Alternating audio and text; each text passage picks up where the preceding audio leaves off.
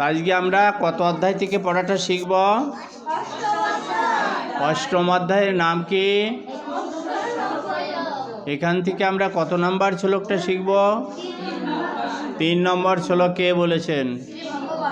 আমরা শব্দগুলো জেনে নিই। অক্ষরম ব্রহ্ম পরমম স্বভাব অধ্যাত্মমুচ্যতে ভূত ভাব উদ্ভব কর বিসর্গ কর্ম সংগীত। অক্ষরম ব্রহ্ম পরমম স্বভাব অধ্যাত্মমুচ্যতে ভূত ভাব উদ্ভব কর বিসর্গ কর্ম সংগীত। আমরা এখন অনুষ্ঠব ছন্দে পাঠটা শিখব। অক্ষরম ব্রহ্ম পরমম স্বভাব অধ্যাত্মমুচ্যতে ভূত ভাব উদ্ভব কর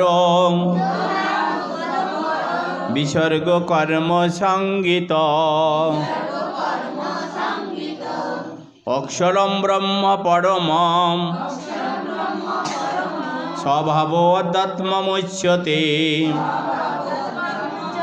ভূত ভাব উদ্ভব কর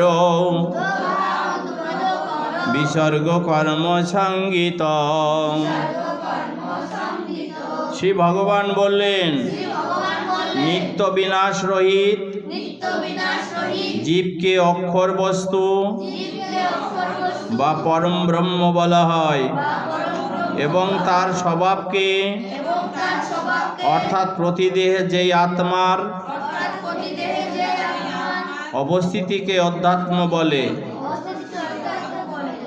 ভূত বস্তুর উৎপত্তিকর দেবতাদের উদ্দেশ্যে দ্রব্যাদি ত্যাগ রূপ যজ্ঞকে কর্ম বলে।